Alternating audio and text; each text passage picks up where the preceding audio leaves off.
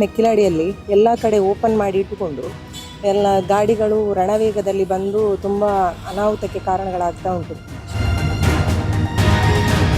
ನಮ್ಮ ಉಪ್ಪಿನಂಗಡಿ ಆಗಲಿ ಅಲ್ಲ ಸೌತ್ ಕೆನರಾ ಎಲ್ಲಿಯೂ ಸರ್ವಿಸ್ ರೋಡನ್ನು ಅವರು ಮಾಡದೆ ಏಕಾಏಕಿ ಈ ಮೈನ್ ರೋಡನ್ನೇ ಅವರು ಸರಿ ಮಾಡ್ತಾ ಹೋದದ್ದು. ಜನಸಾಮಾನ್ಯರು ಅವರಿಗೆ ತೊಂದರೆ ಆಗ್ತಾ ಉಂಟು. ದಿನನಿತ್ಯ ಸಾವಿರಾರು ವಿದ್ಯಾರ್ಥಿಗಳು ಅದೇ ರಸ್ತೆಯಿಂದ ನಡೆಯುತ್ತಾ ಇದ್ದಾರೆ. ತುಂಬ ತೊಂದರೆ ಆಗ್ತಾ ಉಂಟು. ಈ ರೋಡ್ಗಳಲ್ಲಿ ನಾವು ವೆಹಿಕಲ್ಗಳನ್ನು ಇಟ್ಟು ಬ್ಲಾಕ್ ಮಾಡಿ ಏನಾದರೂ ಒಂದು ಹೋರಾಟ ಮಾಡಬೇಕಾಗ್ತದೆ.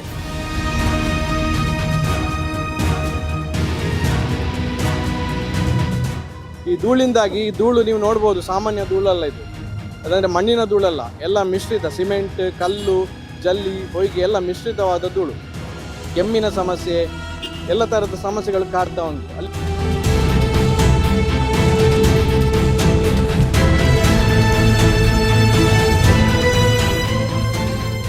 ಬೀಚ್ ರೋಡ್ ಅಡ್ಡಹೊಳೆ ರಾಷ್ಟ್ರೀಯ ಹೆದ್ದಾರಿಯ ಚತುಷ್ಪಥ ಕಾಮಗಾರಿ ನಡೀತಾ ಇದೆ.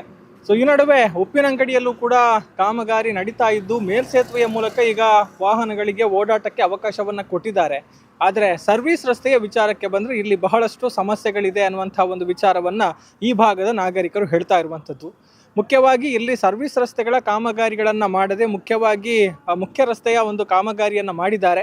ಇದರಿಂದಾಗಿ ಸರ್ವಿಸ್ ರಸ್ತೆಯಲ್ಲಿ ಓಡಾಟ ಮಾಡುವಂತಹ ವಾಹನಗಳು ಬಹಳಷ್ಟು ಒಂದು ಸಮಸ್ಯೆಯನ್ನು ಎದುರಿಸಬೇಕಾಗಿ ಬಂದಿದೆ ಅನ್ನುವಂಥ ಆರೋಪಗಳು ಕೂಡ ಇರುವಂಥದ್ದು. ಅದರ ಜೊತೆಯಲ್ಲಿ ಕೆಲವೊಂದು ಕಡೆಗಳಲ್ಲಿ ಈಗಾಗಲೇ ಆಗಿರುವಂತಹ ಕಾಮಗಾರಿ ಕಳಪೆಯಾಗಿದೆ, ಅದನ್ನು ವೈಜ್ಞಾನಿಕವಾಗಿ ಸಮರ್ಪಕವಾಗಿ ಮಾಡಿಲ್ಲ ಎನ್ನುವಂಥ ಒಂದು ಆರೋಪಗಳು ಕೂಡ ಕೇಳಿ ಬರ್ತಾ ಇದೆ.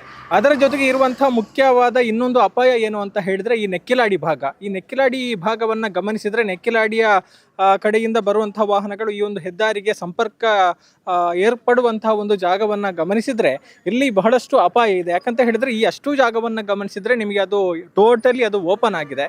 ಸೊ ಈ ಭಾಗ ನೆಕ್ಕಿಲಾಡಿ ಭಾಗದಿಂದ ಬರುವಂತಹ ವಾಹನಗಳು ಹೆದ್ದಾರಿಗೆ ಹತ್ತುವಂಥ ಸಂದರ್ಭದಲ್ಲಿ ಅಥವಾ ಹೆದ್ದಾರಿಯನ್ನು ಜಾಯಿನ್ ಆಗುವಂಥ ಸಂದರ್ಭದಲ್ಲಿ ಎಷ್ಟೊಂದು ಅಪಾಯ ಇದೆ. ಯಾಕಂತ ಹೇಳಿದರೆ ಈ ಎರಡು ಮುಖ್ಯ ರಸ್ತೆಗಳು ಕೂಡ ಈಗಾಗಲೇ ತೆರೆದುಕೊಂಡಿದೆ. ಇಲ್ಲಿ ಸರ್ವಿಸ್ ರಸ್ತೆ ಈ ಭಾಗದಲ್ಲಿದೆ, ಆದರೆ ವಾಹನಗಳು ದಾಟಿ ಆ ಕಡೆ ಉಪ್ಪಿನಂಗಡಿ ಭಾಗವನ್ನು ಸೇತುವೆಯ ಮೂಲಕ ಹಾದು ಹೋಗುವಲ್ಲಿ ಯಾವುದೇ ರೀತಿಯ ಒಂದು ಬ್ಯಾರಿಕೇಡ್ಗಳಿಲ್ಲ. ಎಲ್ಲ ವಾಹನಗಳು ನೇರವಾಗಿ ಹೈವೇಗೆ ನುಗ್ಗಿದಂಥ ಸಂದರ್ಭದಲ್ಲಿ ಈ ಭಾಗದಿಂದ ವೇಗವಾಗಿ ವಾಹನಗಳು ಬಂದರೆ ಒಂದಷ್ಟು ಅಪಾಯಗಳಿದೆ. ಯಾಕಂತ ಹೇಳಿದರೆ ಹೆದ್ದಾರಿಯಲ್ಲಿ ಸಾಗುವಂಥ ವಾಹನಗಳು ಒಂದಷ್ಟು ವೇಗವನ್ನು ಹೊಂದಿರುತ್ತವೆ. ಸೊ ಹೀಗಾಗಿ ಈ ಒಂದು ಕನೆಕ್ಟಿಂಗ್ ಅಥವಾ ಜಾಯಿನಿಂಗ್ ರೋಡ್ ಏನಿದೆ ಇದರ ಮೂಲಕ ಬರುವಂತಹ ವಾಹನಗಳು ಬಹಳಷ್ಟು ಎಚ್ಚರಿಕೆಯನ್ನು ವಹಿಸಿ ಒಂದು ರಸ್ತೆಯನ್ನು ದಾಟಬೇಕಾಗುತ್ತೆ. ಸೊ ಹಾಗಾಗಿ ಇಲ್ಲೊಂದು ವ್ಯವಸ್ಥೆಗಳಾಗಬೇಕು ಎನ್ನುವಂತಹ ಒಂದು ಆಗ್ರಹಗಳು ಕೂಡ ಇದೆ. ಅದರ ಜೊತೆಗೆ ಇಲ್ಲಿ ಈಗಾಗಲೇ ನಡೀತಾ ಇರುವಂತಹ ಕಾಮಗಾರಿಯಿಂದಾಗಿ ಮುಖ್ಯವಾಗಿ ಮಳೆ ಇಲ್ಲದಂತಹ ಸಂದರ್ಭದಲ್ಲಿ ಧೂಳಿನ ಸಮಸ್ಯೆ, ಮಳೆ ಬಂದಂಥ ಸಂದರ್ಭದಲ್ಲಿ ಕೆಸರಿನ ಸಮಸ್ಯೆ ಇತ್ಯಾದಿ ನಮ್ಮನ್ನು ಬಹಳಷ್ಟು ಕಾಡ್ತಾ ಇದೆ ಎನ್ನುವಂಥ ಒಂದು ಆರೋಪವನ್ನು ಅಥವಾ ಒಂದು ಬೇಸರವನ್ನು, ಆಕ್ರೋಶವನ್ನು ಈ ಭಾಗದ ಜನರು ವ್ಯಕ್ತಪಡಿಸ್ತಾ ಇದ್ದಾರೆ. ಸೊ ಹಾಗಿದ್ರೆ ಈ ಭಾಗದ ಜನರು ಒಟ್ಟಾರೆಯಾಗಿ ಈ ಒಂದು ಕಾಮಗಾರಿಯಿಂದ ಅನುಭವಿಸ್ತಾ ಇರುವಂತಹ ಸಮಸ್ಯೆಗಳು ಏನು ಅನ್ನುವಂಥದ್ದನ್ನು ಈಗ ಅವರಿಂದಲೇ ತಿಳಿದುಕೊಳ್ಳೋಣ ಬನ್ನಿ. ಮೆಕ್ಕಿಲಾಡಿಯಲ್ಲಿ ಎಲ್ಲ ಕಡೆ ಓಪನ್ ಮಾಡಿ ಇಟ್ಟುಕೊಂಡು ಎಲ್ಲ ಗಾಡಿಗಳು ರಣವೇಗದಲ್ಲಿ ಬಂದು ತುಂಬ ಅನಾಹುತಕ್ಕೆ ಕಾರಣಗಳಾಗ್ತಾ ಉಂಟು. ಆ್ಯಕ್ಚುಲಿ ಅಲ್ಲಿ ಅಂಡರ್ ಪಾಸಿಂಗ್ ಉಂಟು, ಅಲ್ಲಿಂದ ಸರ್ವಿಸ್ ರೋಡುಗಳು ಕರೆಕ್ಟಾಗಿ ನಿಯತಾಗಿ ಮಾಡಿದರೆ ಅಲ್ಲಿಂದ ಗಾಡಿಗಳು ಬಂದು ಏನೋ ಇಷ್ಟು ಪ್ರಾಬ್ಲಮ್ಗಳಾಗ್ತಾ ಇರಲಿಲ್ಲ. ಯಾಕಂತ ಹೇಳಿದ್ರೆ ಎಲ್ಲ ಸೈಡ್ ಓಪನ್ ಉಂಟು, ಎಲ್ಲಿಂದ ಗಾಡಿಗಳು ಬರ್ತಾ ಇದೆ ಅಂತ ನಮಗೆ ಗೊತ್ತಾಗೋದಿಲ್ಲ. ಯಾಕಂತೇಳಿ ಅಷ್ಟು ಫಾಸ್ಟಾಗಿ ಗಾಡಿಗಳು, ಬಸ್ಸುಗಳು ಎಲ್ಲ ಅಷ್ಟು ಫಾಸ್ಟಾಗಿ ಬರ್ತಾ ಉಂಟು. ಅದಕ್ಕೆ ಇದೆಲ್ಲ ಗುತ್ತಿಗೆದಾರರ ಬೇಜವಾಬ್ದಾರಿ ಅಂತ ಹೇಳಬೇಕಷ್ಟೇ. ಇದು ಕರೆಕ್ಟಾಗಿ ಅವರು ಸರ್ವಿಸ್ ರೋಡುಗಳನ್ನು ಮೈನಾಗಿ ಫಸ್ಟು ಮಾಡಿ ಬಾಕಿಯನ್ನು ಎಲ್ಲ ಕಡೆ ಓಪನ್ ಮಾಡಿ ಇಡಬೇಕಿತ್ತು. ಇದು ಎಲ್ಲ ಸೈಡಲ್ಲಿ ಓಪನ್ ಮಾಡಿ ಸರ್ವಿಸ್ ರೋಡುಗಳಿಲ್ಲದೆ ಜನಗಳು ಹೋಗುವಾಗ ಎಲ್ಲಿ ಆ ಸೈಡಿಂದ ಈ ಸೈಡಿಂದ ಯಾವ ಸೈಡಿಂದ ಗಾಡಿಗಳು ಬರ್ತದೆ ಅಂತ ಏನೂ ಅಂದಾಜಾಗ್ತಾ ಇಲ್ಲ. ಅದ ಕಾರಣ ಅತಿ ಬೇಗನೆ ಇದನ್ನು ರೋಡನ್ನು ಕರೆಕ್ಟಾಗಿ ನಿಯತ್ತಾಗಿ ಮಾಡಿಕೊಡ್ಬೇಕಂತ ನಾನು ಕೇಳಿಕೊಳ್ತಾ ಇದ್ದೆ.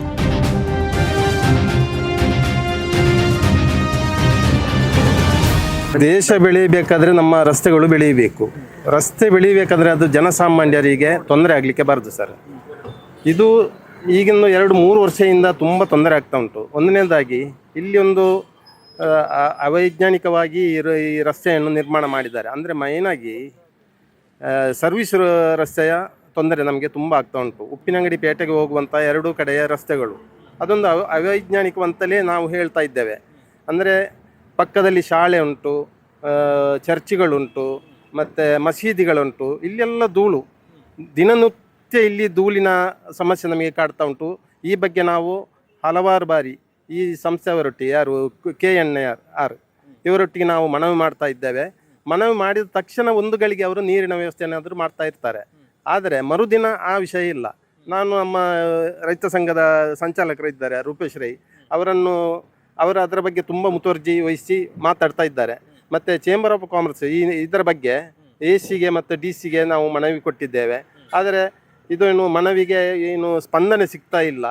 ಮತ್ತೊಂದು ವಿಶೇಷ ಏನೆಂದರೆ ನಮ್ಮಲ್ಲಿ ಹೋರಾಟದ ಮನೋಭಾವನೆ ಇದ್ದರೆ ಖಂಡಿತ ಉಪ್ಪಿನಂಗಡಿ ಜನಕ್ಕೆ ಇದೊಂದು ಶಾಶ್ವತವಾದ ಒಂದು ಪರಿಹಾರ ಕಂಡು ಹಿಡಿಯಬಹುದಿತ್ತು. ಅಂದರೆ ಈ ಕೇರಳದಲ್ಲಿ ನೋಡಿ, ಕೇರಳದಲ್ಲಿ ಇಷ್ಟು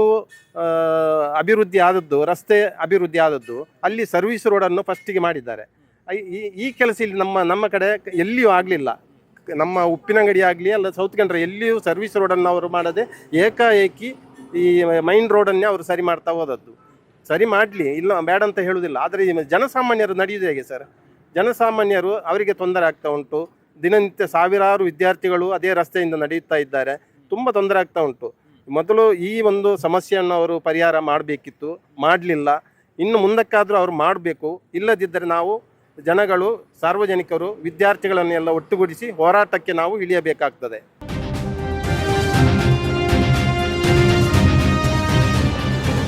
ನಮ್ಮದು ಸಮಸ್ಯೆ ಅಂದರೆ ಈ ಉಪ್ಪಿನಂಗಡಿ, ನೆಕ್ಕಿಲಾಡಿ ಗ್ರಾಮ 2 ಗ್ರಾಮ ಪಂಚಾಯತಿಗಳು ಬರ್ತದೆ. ಇಲ್ಲಿ ನಮ್ಮ ಪೇಟೆ, ಉಪ್ಪಿನಂಗಡಿ ದೊಡ್ಡ ಮಟ್ಟದ ಪೇಟೆ, ನೆಕ್ಕಿಲಾಡಿ ಪೇಟೆ ಪರಿಸರ, ಇಲ್ಲಿ 2 ರೋಡುಗಳು, ಸರ್ವಿಸ್ ರೋಡುಗಳು ಇದೆ. ನಮಗೆ ಮೇಯ್ನ್ ಹೈವೇ ಮಾಡಿದ್ದಾರೆ ಇಲ್ಲಿ KNRನವರು.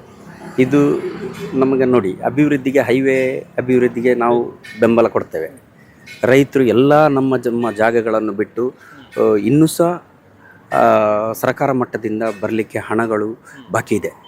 ಎಲ್ಲರಿಗೆ ಮನೆ ಮಠ ಎಲ್ಲ ಅರ್ಧಂಬರ್ಧ ಆಗಿ ಉಂಟು, ಎಲ್ಲ ರೈತರದ್ದು, ಎಲ್ಲ ನಮ್ಮ ನಾಗರಿಕರದ್ದು. ಆದರೂ ನಾವು ಸಪೋರ್ಟಾಗಿ ಕೊಟ್ಟಿದ್ದೇವೆ.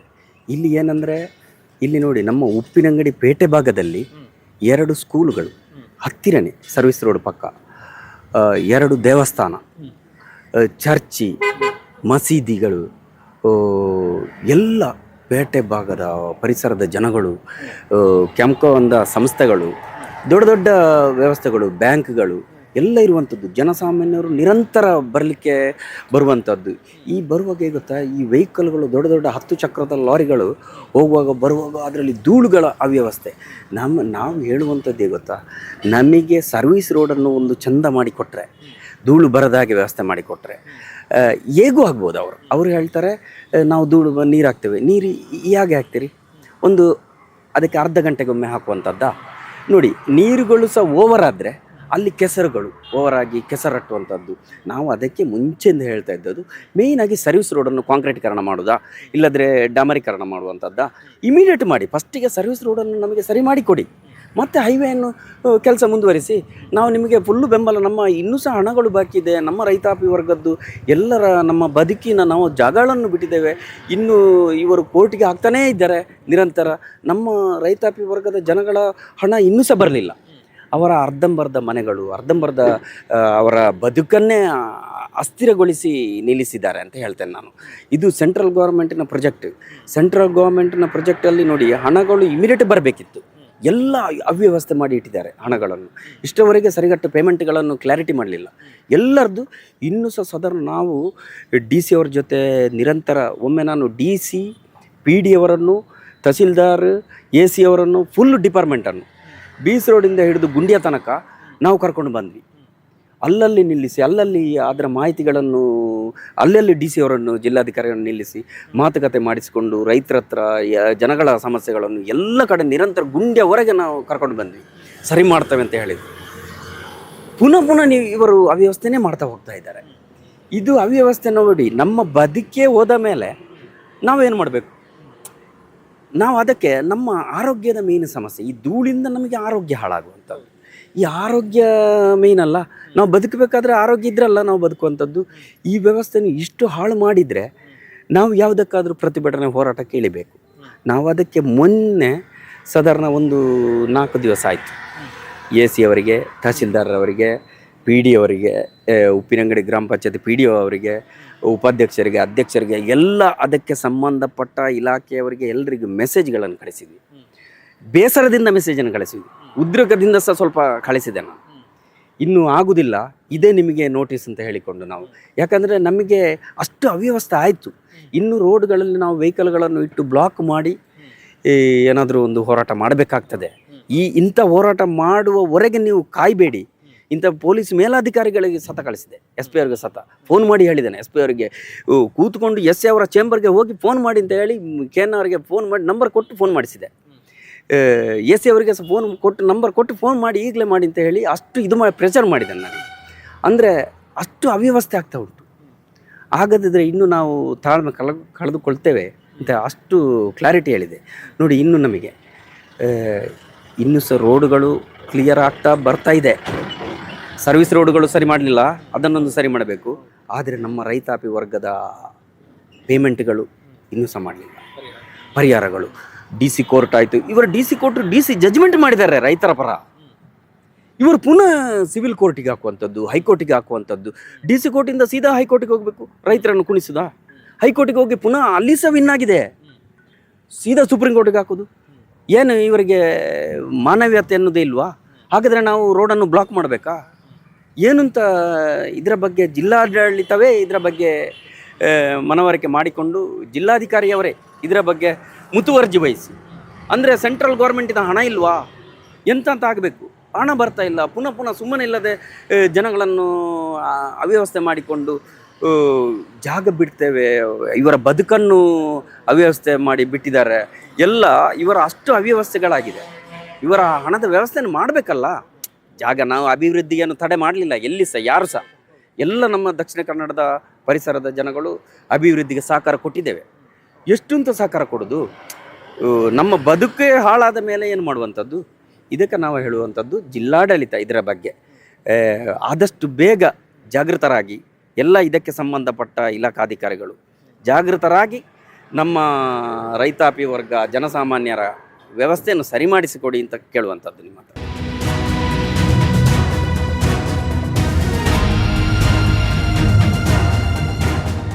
ಇಲ್ಲಿ ಹಲವು ಸಮಯಗಳಿಂದ ಈ ರೋಡಿನ ವಿಷಯದಲ್ಲಿ ಆಗಿ ಎಲ್ಲ ಧೂಳು, ಆಮೇಲೆ ನೀರು, ಕೊರ್ಚೆ, ಆಮೇಲೆ ಇಲ್ಲಿ ಎಲ್ಲ ಕಡೆಯಲ್ಲಿ ಎಲ್ಲರಿಗೂ ಸಮಸ್ಯೆ. ನೋಡಿ, ಇಲ್ಲಿ ಪ್ರಸಿದ್ಧವಾದ ಮಕ್ಕಳ ತಜ್ಞರಿದ್ದಾರೆ MN ಭಟ್ರು ಅಂತೇಳಿ. ಅಲ್ಲಿಗೆ ಹಲವಾರು ಮಕ್ಕಳು, ಅವರೊಟ್ಟಿಗೆ ಅವರ ಪೇರೆಂಟ್ಸ್, ಇವರೆಲ್ಲ ಬರ್ತಾರೆ. ಈ ಧೂಳಿಂದಾಗಿ, ಈ ಧೂಳು ನೀವು ನೋಡ್ಬೋದು, ಸಾಮಾನ್ಯ ಧೂಳಲ್ಲ ಇದು, ಅದಂದರೆ ಮಣ್ಣಿನ ಧೂಳಲ್ಲ, ಎಲ್ಲ ಮಿಶ್ರಿತ, ಸಿಮೆಂಟ್, ಕಲ್ಲು, ಜಲ್ಲಿ, ಹೊಯ್ಗೆ ಎಲ್ಲ ಮಿಶ್ರಿತವಾದ ಧೂಳು. ಕೆಮ್ಮಿನ ಸಮಸ್ಯೆ, ಎಲ್ಲ ಥರದ ಸಮಸ್ಯೆಗಳು ಕಾಡ್ತಾ ಉಂಟು. ಇಲ್ಲಿ ಹಲವಾರು ಅಂಗಡಿಗಳಿದೆ, 1 2 3 4 5 6 7 8 ಬಿಲ್ಡಿಂಗ್ಗಳಿದೆ. ಎಲ್ಲದರಲ್ಲೂ ವರ್ತಕರಿದ್ದಾರೆ, ಎಲ್ಲದರಲ್ಲೂ ಜನಸಂದಣಿ ಬರುವಂಥ ಜಾಗ. ಬ್ಯಾಂಕ್ ಇದೆ, ಮಕ್ಕಳ ಕ್ಲಿನಿಕ್ ಇದೆ, ಹೋಟೆಲ್ಸ್ ಇದೆ, ಶಾಲೆ ಇದೆ, ಆಮೇಲೆ ಒಬ್ಬ ದಂತವೈದ್ಯರೊಬ್ಬರು ಇದ್ದಾರೆ, ಶಾಲೆ ಇದೆ ನೋಡಿ, ಅಲ್ಲೇ ಶಾಲೆ ಇದೆ, ದೇವಸ್ಥಾನಗಳಿದೆ, ಎಲ್ಲ ಇರುವಂಥ ಮೇಯ್ನ್ ಜಾಗ ಇದು. ಇಲ್ಲಿ ಹಲವು ಸಮಯಗಳಿಂದ ನೀರಿನ ವ್ಯವಸ್ಥೆ ಬಿಡಿ, ಇಲ್ಲಿ ರೋಡನ್ನು ನೋಡಿದರೆ ಎಲ್ಲ ಗಾಡಿಗಳು ಬರುವಾಗ ಕೊಡ್ಚೆ ಎಸೆಯೋದು, ಒಬ್ರೊಬ್ರಿಗೆ ಗಲಾಟೆ ಮಾಡಿಕೊಳ್ಳೋದು. ಆಮೇಲೆ ಏನಾದರೂ ಇಲ್ಲಿ ನೋಡಿ, ಇಷ್ಟು ಅಗಲ ಮಾಡಿ ಇಟ್ಟಿದ್ದಾರೆ.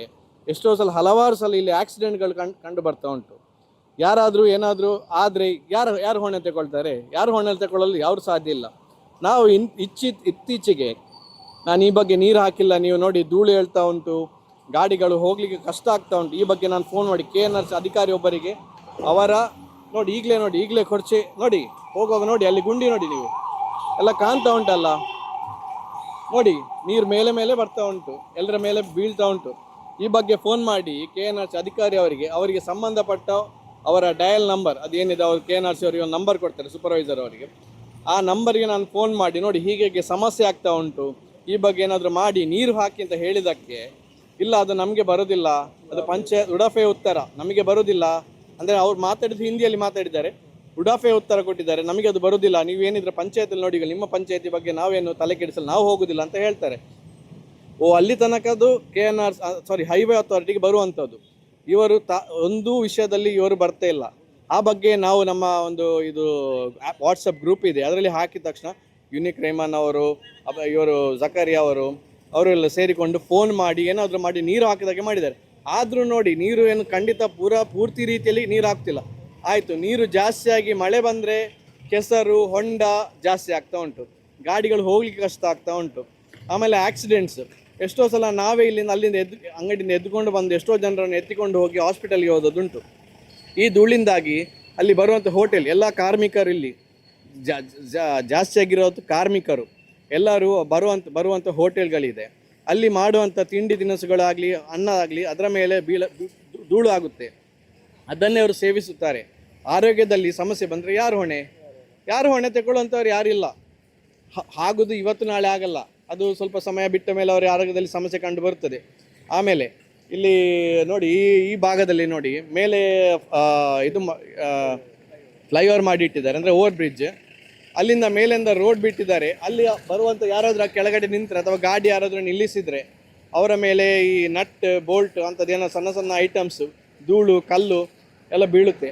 ಆಮೇಲೆ ಇಲ್ಲಿ ಕೆಸರು, ಒಂದು ಮಳೆ ನಿನ್ನೆ ಮಳೆಗೆ ಇಲ್ಲಿ ನೀರು ಫುಲ್ ನಿಂತು ಹೋಗಲಿಕ್ಕೆ, ಜನಗಳು ನಡಿಲಿಕ್ಕೆ ಆಗದಂಥ ಸ್ಥಿತಿ ಬಂದಿದೆ ಇಲ್ಲಿ. ಆಮೇಲೆ ಇಲ್ಲಿ ನೀವು ಹೊಂಡಗಳನ್ನು ನೋಡ್ಬೋದು. ಹೊಂಡಗಳಲ್ಲಿ ಗಾಡಿ ಬಿದ್ದು ದ್ವಿಚಕ್ರ ವಾಹನದವರಿಗೆ ಭಾರಿ ಸಮಸ್ಯೆ ಆಗ್ತಾ ಉಂಟು. ಕಾರಿನವರದ್ದು ಒಂದು ಆದರೆ ದ್ವಿಚಕ್ರ ವಾಹನದವರಿಗೆ ಇನ್ನೊಂದು ಸಮಸ್ಯೆ ಆಗ್ತಾ ಉಂಟು. ಆಮೇಲೆ ಏನಾದರೂ ಇಲ್ಲಿ ನೋಡಿ, ಈ ರೋಡಿನಲ್ಲಿ ನೋಡಿ, ಆ ಮಕ್ಳು ಸ್ಕೂಲ್ ಉಂಟು, ಎಷ್ಟೋ ಜನ ಮಕ್ಕಳು ಕಲಿತಾ ಇದ್ದಾರೆ. ಅಲ್ಲಿ ದಿವಸಲು ಬಿಸಿ ಊಟದ ವ್ಯವಸ್ಥೆ ಇದೆ. ಅಲ್ಲಿಗೆ ಧೂಳು ಅಂಟಿಕೊಳ್ಳುತ್ತೆ, ಅವರಿಗೂ ಸಮಸ್ಯೆಯಲ್ಲಿ ಬರ್ತೇನೆ ಹಾಗೂ ಬಂದಿದೆ, ಈ ಬಗ್ಗೆ ಬಂದಿದೆ. ಯಾಕೆಂದರೆ ಅಲ್ಲಿ ಮಕ್ಕಳನ್ನು ತುಂಬ ಜನ ನಾವು ನೋಡಿದ್ದೇವೆ, ಗೌರ್ಮೆಂಟ್ ಹಾಸ್ಪಿಟಲ್ಗೆ ಹೋಗ್ತಾರೆ. ಅಲ್ಲಿ ಬರುವಂಥ ಮಕ್ಕಳು ಎಲ್ಲರೂ ತಮ್ಮ ಅಂದರೆ ಪೇರೆಂಟ್ಸ್ನವರೆಲ್ಲರೂ ಉಸಿರಾಟದ ತೊಂದರೆಯಲ್ಲಿ ತುಂಬ ಜನ ಮಕ್ಕಳು ಬಂದು ಇದೇ ಗೌರ್ಮೆಂಟ್ ಹಾಸ್ಪಿಟಲಲ್ಲಿ ಭರ್ತಿಯಾಗಿದ್ದಾರೆ. ಅವರಿಗೆ ಸಮಸ್ಯೆಗಳಾಗಿದೆ. ಆ ಬಗ್ಗೆ ಅಲ್ಲಿ ಇರುವಂಥ ಹೆತ್ತವರು ಪಾಪ ಧ್ವನಿ ಎತ್ತಲಿಕ್ಕೆ ಆಗ್ತಾ ಇಲ್ಲ. ಯಾಕೆಂದರೆ ಎಲ್ಲರೂ ಅವರಿಗೆ ಏನೋ ಹೇಳಿಕೊಳ್ಳೋಷ್ಟು ಆಗುದಿಲ್ಲ, ಯಾರ ಮೇಲೆ ಅಂತೇಳಿ ಕ್ರಮ ತಗೊಳ್ತಾರೆ. ಯಾಕೆಂದರೆ ಒಂದು ಮಾತಾಡಿದರೆ KNRC ಅವರ ಆಫೀಸರ್ ಹತ್ರ ಒಂದು ಮಾತಾಡಿದರೆ ಈ ಬಗ್ಗೆ ಏನೇ ವಿಷಯದಲ್ಲಿ ಅವರು ಮಾಡ್ತಾ ಇಲ್ಲ. ಆಮೇಲೆ ಅವರ ಲಾರಿಗಳು ಎಲ್ಲ 16 ವೀಲ್ ಲಾರಿಗಳು ಹೋಗುತ್ತೆ. ಬ್ರೇಕ್ ಅನ್ನೋದೇ ಇಲ್ಲ ಆ ಗಾಡಿಗಳಿಗೆ. ಬ್ರೇಕ್ ಅಂತೇಳಿ ಒಂದು ವಿಷಯದಲ್ಲಿಲ್ಲ. ಯಾಕೆಂದರೆ ಬರ್ತಾರೆ ಸೀದಾ ಬರ್ತಾರೆ. ಅದರ ನಡುವಲ್ಲಿ ಈ ಅವರ ಅದೇನೋ ಅದು ಹೇಳ್ತಾರೆ, ಅದು ಡೋಸರ್ ಗಾಡಿಗಳು, ಅದು ಬಂದರೆ ಹಿಂದೆ ಗಾಡಿ ನೋಡ್ತಾ ಇಲ್ಲ ಅವರು, ಯಾರು ನಿಂತಿದ್ದಾರೆ, ಯಾವ ಗಾಡಿ ಇದೆ, ಅವ್ರು ಬರ್ತಾರೆ. ಅವ್ರಿಗೆ ಹೇಳಿದಕ್ಕೆ ಒಂದ್ಸಲ ಅವ್ರದ್ದು ಏನೋ ಡೋಸಿಂಗ್ ಮಾಡಿಕೊಂಡು ಸೀದಾ ಹೋಗ್ತಾ ಇದ್ದಾರೆ. ಯಾರಿಗೆ ಏನಾಗ್ತಾ ಉಂಟು, ಏನಾಗಬೇಕು ಅನ್ನೋ ವಿಷಯದಲ್ಲಿ ಗುಂಗಲ್ಲಿ ಅವರಿಲ್ಲ. ನೀವು ನೋಡಿ, ಒಂದೇ ಒಂದು ಸೈನ್ ಬೋರ್ಡ್ ಇಲ್ಲ. ಡೈವರ್ಷನ್ ಅಂತ ಹಾಕ್ತಾರೆ. ಆ ಡೈವರ್ಷನ್ ಅಂತ ಹಾಕಿದಲ್ಲಿ ಧೂಳು ತುಂಬಿಕೊಂಡಿರುತ್ತೆ. ಹತ್ತಿರ ಬಂದ ನಂತರನೇ ಗೊತ್ತಾಗುತ್ತೆ, ಇಲ್ಲಿ ಡೈವರ್ಷನ್ ತಗೊಳ್ಬೇಕು, ಇಲ್ಲಿ ಅಲ್ಲಿ ಅದು ಮಾಡಬೇಕು, ಇದು ಮಾಡಬೇಕು ಅಂತೇಳಿ. ಆಮೇಲೆ ಇಟ್ಟಿರುವಂಥ ಇದು ಅವರು ಏನು ಸಿಮೆಂಟ್ ಬ್ರಿಕ್ಸ್ ಇಡ್ತಾರೆ, ಗಾಡಿಯವ್ರ ಪಾಪ ಬಂದು ಗುದ್ದಿತಾರೆ, ಎಲ್ಲ ಅವ್ರದ್ದು ಲಾಸ್ ಆಗ್ತದೆ. ಹೇಳಿದಕ್ಕೆ ಹೇಳ್ತಾರೆ ಇನ್ಶೂರೆನ್ಸ್ ಕಂಪನಿ ಹೋಗಿ ಅಲ್ಲಿ ಕ್ಲೈಮ್ ಮಾಡಿ ಅಂತೇಳಿ. ಹೈವೇಯಿಂದ ಒಂದೇ ₹1 ಯಾರಿಗೂ ಬರ್ತಾ ಇಲ್ಲ. ಇವರು ಹೀಗೆ ಆದರೆ ನಾವು ಧರಣಿ ಕೂತ್ಕೊಳ್ಳೋದು ಖಂಡಿತ. ಎಲ್ಲರೂ ಉಪ್ಪಿನಂಗಡಿ ಆಸುಪಾಸಿನವರು ಎಲ್ಲರೂ ಸೇರಿಕೊಂಡು, ವರ್ತಕರು ಆಗಲಿ ಎಲ್ಲರೂ ನಾವು ಧರಣಿ ಕೂತ್ಕೊಳ್ತೇವೆ. ಇವರೆಲ್ಲ ಇದ್ದದ್ರಲ್ಲಿ ಕೆಲವು ವಿಷಯದಲ್ಲಿ ನಮಗೆ ಹೆಲ್ಪ್ ಆಗ್ತಾ ಉಂಟು. ಯುನಿಕ್ ರೈಮಾನ್ ಅವರು, ಪಿಡಿಗೋಸ್ತಾ ಅವರು, ಜಕಾರಿ ಅವರು, ಆಮೇಲೆ ನಮ್ಮ ತುಂಬ ಇರ್ಷಾದ್ ಅವರು, ತುಂಬ ಜನ ಇದ್ದಾರೆ. ಅವರವರೇ 4-5 ಜನ ನಾವು ಸೇರಿಕೊಂಡು ಮಾಡುವಂಥ ಇದು ಇರುವಂಥ ಸಮಸ್ಯೆ ಅಲ್ಲ, ಎಲ್ಲರಿಗೂ ಸಮಸ್ಯೆ ಇದೆ. ಎಷ್ಟೇ ಮಾತಾಡಿದ್ರು ಇಲ್ಲಿ ಸಮಸ್ಯೆ ಬಗೆಹರಿಸುವುದಿಲ್ಲ ಇವರು. MLA ಅವರು ಅವತ್ತು ಫೋನ್ ಮಾಡಿರೋ ಅವರ ಕೆಲಸ ಹೇಳಿದ್ದಾರೆ ಹೀಗೆ ಮಾಡಬೇಕು, ಹಾಗಾಗಿ ಮಾಡಬೇಕು. ಪಂಚಾಯತಿಯಲ್ಲಿ ಸಂಬಂಧಪಟ್ಟವರು ಕೂಡ ಹೇಳಿದ್ದಾರೆ, KNRC ಅವರಿಗೆ ಕರೆದು ಎಲ್ಲ ಹೇಳಿದ್ದಾರೆ. ಆದರೂ ಇವರಿಗೆ ಬುದ್ಧಿ ಬರುವಂಥ ವಿಷಯದಲ್ಲಿ ಇಲ್ಲ. ಇದು ಹೀಗೆ ಮುಂದುವರಿದ್ರೆ ಇನ್ನು ದಿನಗಟ್ಟಲೆ ಏನಿಲ್ಲ, ತಿಂಗಳುಗಟ್ಟಲೆ ಅಂತ ಹೇಳಲ್ಲ, ಕೆಲವೇ ದಿವಸದಲ್ಲಿ ಇವರು ಇದಕ್ಕೆ ಏನು ಬದಲಿ ವ್ಯವಸ್ಥೆ ಮಾಡ್ತಾರಾ ಇಲ್ವಾ ಗೊತ್ತಿಲ್ಲ. ಮಾಡದಿದ್ದಲ್ಲಿ ಎಲ್ಲರೂ ಧರಣಿ ಕೂತು ಈ ಬಗ್ಗೆ ಏನಾದರೂ ಆಗಲೇಬೇಕು ಅಂತೇಳಿ ನಾವು ಖಂಡಿತ ಕೂತ್ಕೊಳ್ತೇವೆ. ಒಂದೇ ಒಂದು ಲಾರಿ, KNRC ಲಾರಿ ವೆಹಿಕಲ್ ಆಗಲಿ, ಅವರ ಆಫೀಸರ್ಸ್ನೂ ಆಗಲಿ ಹೋಗಲಿಕ್ಕೆ ನಾವು ಬಿಡೋದಿಲ್ಲ. ಜನರು ಏನು ಪವರ್ ಉಂಟು ಅದು ತೋರಿಸ್ತೇವೆ ಅಷ್ಟೇ.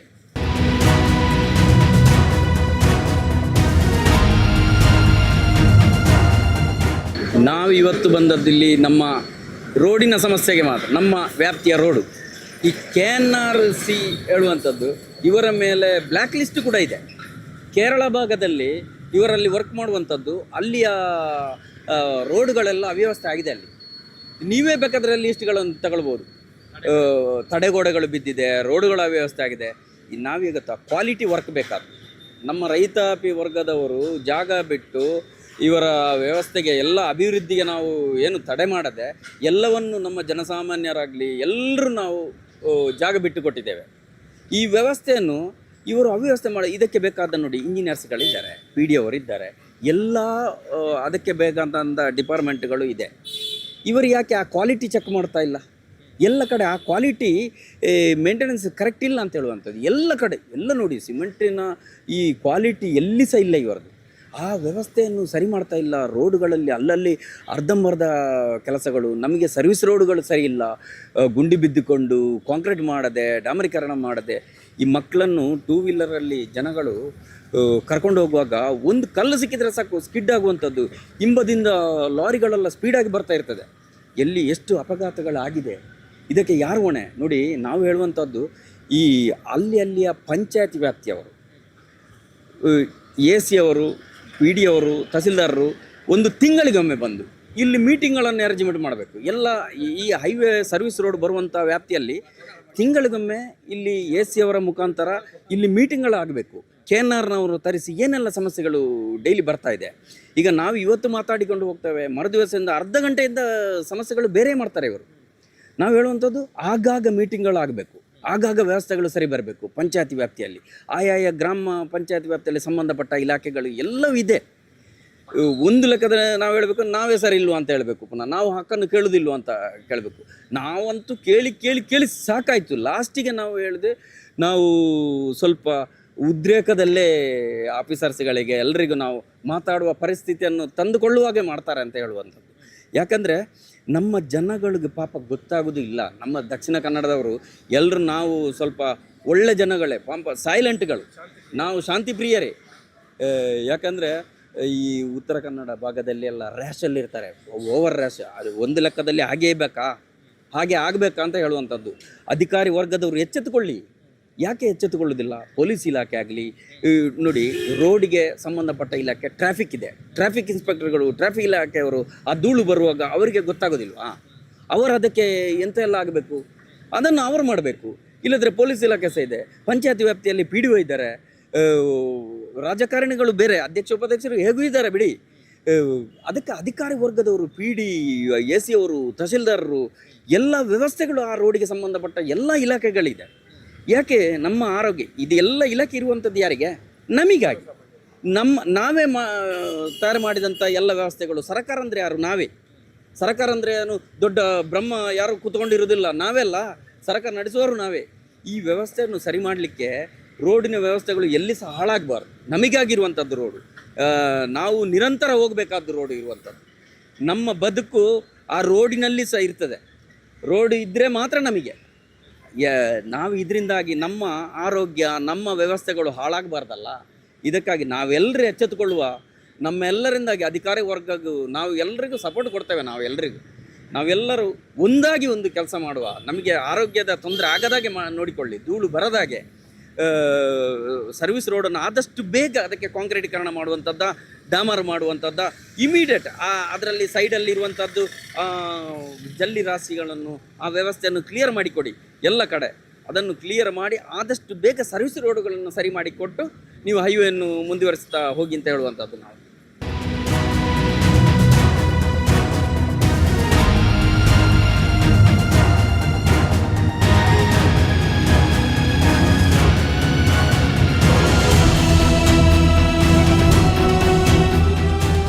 ರಾಷ್ಟ್ರೀಯ ಹೆದ್ದಾರಿ 75ರ 34 ನೆಕ್ಕಿಲಾಡಿ ಗ್ರಾಮದ ಒಂಟಿದಾಲಿ ಎಂಬಲ್ಲಿ KNRC ಸಂಸ್ಥೆಯವರು ತಡೆಗೋಡೆಯನ್ನು ಕಟ್ಟಿರುತ್ತಾರೆ. ಈ ತಡೆಗೋಡೆ ಕಟ್ಟುವ ಉದ್ದೇಶ ರಸ್ತೆ ಮತ್ತು ಚರಂಡಿ ಸುರಕ್ಷತೆಗೆ. ಇವರು ಕಟ್ಟಿದ ತಡೆಗೋಡೆಯು ಮಣ್ಣು ಬೀಳುವಾಗ ತಡೆಗೋಡೆಯು ತುಂಡು ತುಂಡಾಗಿ ಬೀಳ್ತದೆ. ಇದು ಬೀಳಲಿಕ್ಕೆ ಸಿದ್ಧವಾಗಿದೆ, ಬೇರೆ ಮೊಗರಲ್ಲಿ ಆಲ್ರೆಡಿ ಬಿದ್ದಿದೆ. ಅದು ಇದರ ಬಗ್ಗೆ ನಾವು ಕಂಪ್ಲೇಂಟನ್ನು ಕೊಟ್ಟಿದ್ದೇವೆ. ಕೊಟ್ಟು 6 ತಿಂಗಳಾಗಿದೆ. ಇಲ್ಲೊಂದು ಹಗ್ಗ ಕಟ್ಟಿ ಹೋಗಿದ್ದಾರೆ ಅವರು, ಜಿಲ್ಲಾಧಿಕಾರಿ ಮತ್ತು ನಾವು ರಾಷ್ಟ್ರೀಯ ಹೆದ್ದಾರಿ ಪ್ರಾಧಿಕಾರ ಮಂಗಳೂರು ಮತ್ತು ಪ್ರಧಾನ ಕಚೇರಿ ಬೆಂಗಳೂರಿಗೆ ನಾವು ದೂರನ್ನು ಕೊಟ್ಟಿದ್ದೇವೆ. ನಮಗೆ ಯಾವುದೇ ರೀತಿಯ ಹಿಂಬರವನ್ನು ಅವರು ಕೊಡಲಿಲ್ಲ. ಏನಾದರೂ ಅನಾಹುತ ಏನಾದರೂ ಸಂಭವಿಸಿದರೆ ಇದಕ್ಕೆ DC ರಾಷ್ಟ್ರೀಯ ಹೆದ್ದಾರಿ ಪ್ರಾಧಿಕಾರದ ಇಂಜಿನಿಯರ್ ಅವರೇ ನೇರ ಹೊಣೆಗಾರರು ಅಂತ ನಿಮ್ಮ ಮೂಲಕ ನಾವು. 2 ಒಂದೇ ಲೆವೆಲ್ ಇತ್ತು. ಇದಕ್ಕೆ ಕಬ್ಬಿಣ ಹಾಕಲಿಲ್ಲ, ಕಬ್ಬಿಣ ಮತ್ತು ಬಾರ್ ಬೆಂಡಿಂಗನ್ನು ಇದನ್ನು ಸರಿಯಾಗಿ ಮಾಡಲಿಲ್ಲ. ಅದರಿಂದಾಗಿ ಇದು ಹೊರಗಡೆ ಬಂದಿದೆ. ಇದು ಪೇರಮೊಗರಲ್ಲಿ ಕಬ್ಬಿಣವೇ ಹಾಕಲಿಲ್ಲ, ಅದು ಬಿದ್ದಿದೆ ಇದು. ಮತ್ತು ಇದು ಕಳಪೆ ಕಾಮಗಾರಿ. ಪೇರಮೊಗರ ಎಂಬಲ್ಲಿ ಅವೈಜ್ಞಾನಿಕ ಕಾಮಗಾರಿ. 30 ಮೀಟರ್ ಎತ್ತರದ ಎತ್ತರದ ಗುಡ್ಡೆಯನ್ನು ಕಟ್ ಮಾಡಿದ್ದಾರೆ ಅಲ್ಲಿ ಅವರು ಮ್ಯಾಟನ್ನು ಇದು ಮಾಡಿದ್ದಾರೆ. ಅದು ಮ್ಯಾಟ್ ನಿಲ್ಲುವುದಿಲ್ಲ, ಅದಕ್ಕೆ ಸರಿಯಾಗಿ ಕಬ್ಬಿನ ಹಾಕಿ ಮರುಕಾಮಗಾರಿ ಮಾಡಬೇಕು ಅಂತ ಹೇಳಿ ನಾವು ಆಗ್ರಹ ಮಾಡ್ತಾ ಇದ್ದೇವೆ.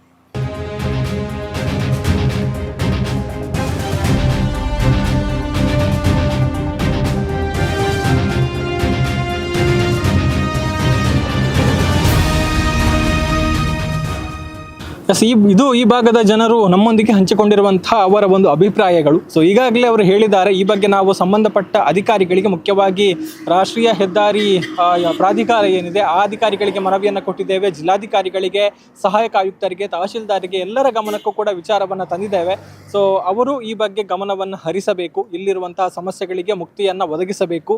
ಇಲ್ಲದೇ ಇದ್ದಲ್ಲಿ ನಾವು ತಾಳ್ಮೆಯನ್ನು ಕಳೆದುಕೊಂಡು ಮುಂದಕ್ಕೆ ಒಂದು ರಸ್ತೆ ತಡೆ ಅಥವಾ ಪ್ರತಿಭಟನೆಯನ್ನು ನಡೆಸೋದಕ್ಕೂ ಸಿದ್ಧ ಎನ್ನುವಂಥ ಒಂದು ಎಚ್ಚರಿಕೆಯನ್ನು ಕೊಟ್ಟಿದ್ದಾರೆ. ಸೊ ಇಲ್ಲಿರುವಂತಹ ಸಮಸ್ಯೆಗಳನ್ನು ಸಂಬಂಧಪಟ್ಟವರು ಗಂಭೀರವಾಗಿ ಅರಿತುಕೊಂಡು ಇಲ್ಲಿನ ಸಮಸ್ಯೆಗಳಿಗೆ ಆದಷ್ಟು ಬೇಗ ಒಂದು ಪರಿಹಾರವನ್ನು ಒದಗಿಸಲಿ ಎನ್ನುವಂತಹ ಒಂದು ಆಶಯದೊಂದಿಗೆ ದೀಪಕ್ ಉಬಾರ್ ಮತ್ತು ಲತೇಶ್ ವಿಟ್ಲ ಜೊತೆಗೆ ಗೌತಮ್ ಶೆಟ್ಟಿ, ಸುದ್ದಿ ನ್ಯೂಸ್, ಉಪ್ಪಿನಂಗಡಿ. ಸುದ್ದಿ ಚಾನಲ್, ಕ್ಷಣ ಕ್ಷಣದ ಸುದ್ದಿಗಾಗಿ. ಅತ್ತೆ, ಇದು ನನ್ನ ಬರ್ಡೇ ಗಿಫ್ಟ್. ಇದೆಲ್ಲ ಜೀವನದಲ್ಲಿ ನನಗೋಸ್ಕರ ತಗೊಂಡ್ಬಂದಿದ್ದಾರೆ. ನಿನ್ ಮೇಲೆ ತುಂಬಾ ಚೆನ್ನಾಗಿ ಕಾಣುತ್ತೆ. ಇದು ತುಂಬಾ ಚೆನ್ನಾಗಿದೆ ಅಲ್ವಾ? ತುಂಬಾ ಚೆನ್ನಾಗಿದೆ.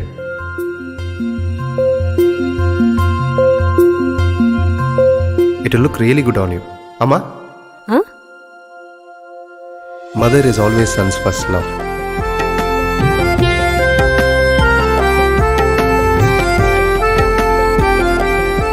ಪ್ರತಿ ಪೀಳಿಗೆಯ ಪ್ರೀತಿಯ ಮಳಿಗೆ GL ಆಚಾರ್ಯ ಜುವೆಲ್ಲರ್ಸ್.